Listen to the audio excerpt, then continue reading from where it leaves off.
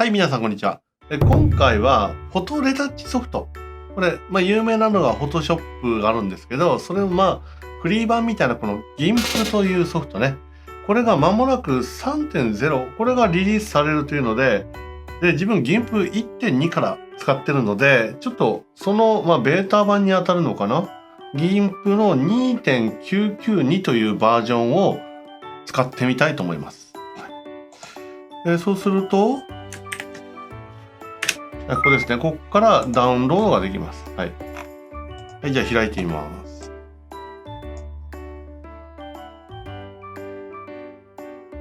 お、なんか猫が変わりましたね。こんな神々しい感じになってて。はい。お、見かけは GIMP2 とあまり変わんないんですけど、早速ね、ちょっと編集等をしてみたいかと思います。じゃあいくつかね、例えば顔、適当にね2つ顔を持ってきたいと思います。例えばじゃあこれね、例えばコピーで GIMP の方に持ってきますね。でファイルで画像の生成でクリップボードでこれで持ってこれました。じゃあもう1枚なんか写真をね、じゃあこれにしますか。でこれでコピーでこれでファイルで画像の生成でクリップボードから、はい。じゃあこれに合成してみるのをちょっとやってみたいと思いますね。適当にこう顔を輪郭をくり抜いて、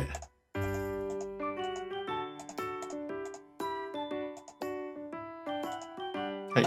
そしたらばここのところで、だいたい操作感同じですね、これね。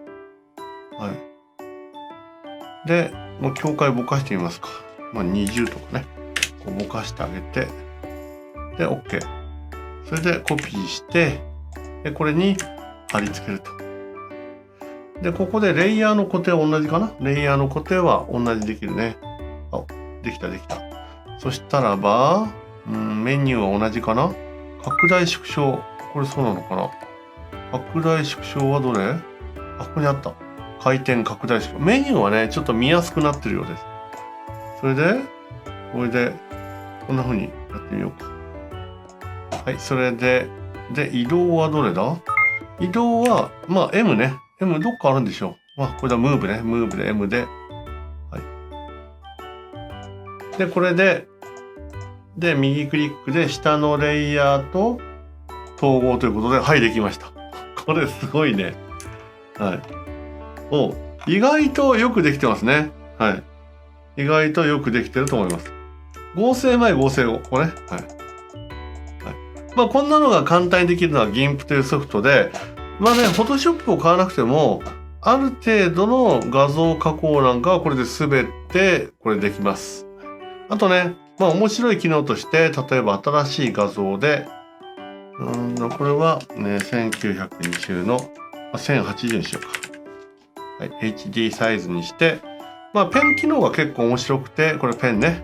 で、ペンでエアブラシで描画。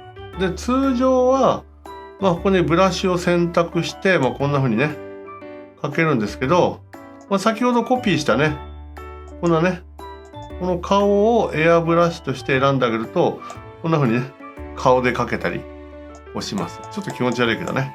はい。こんな感じにできたりします。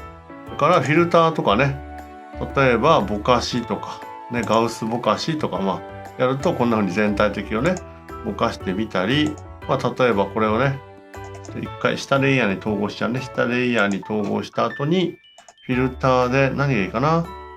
例えば芸術的効果。漫画にしてみよう、漫画。そうすると、これなんか、こんな感じね。漫画っぽく。こんな感じね。で、OK となると、ちょっと漫画っぽくなったりします。で、さらに色はね、色相でいろいろこうやってあげると色をね、こう変えたりして、もうちょっとね、アートっぽくなったりね、することができます。はい。で、パッと今、やってみた感じ、GIMP の 2.0 と、遜色はないと。ただ、ちょっと動きがね、軽快になったというか、あまり重くはない。GIMP2 はね、結構編集途中に重い書類やったりすると、落ちたりするんだけど、これはそれがなさそうな気がします。で、間もなく GIMP 3.0 がリリースできるので、今日はまあそのベータ版にあたる GIMP 2.99 のレビューでした。はい、それではまた。じゃん。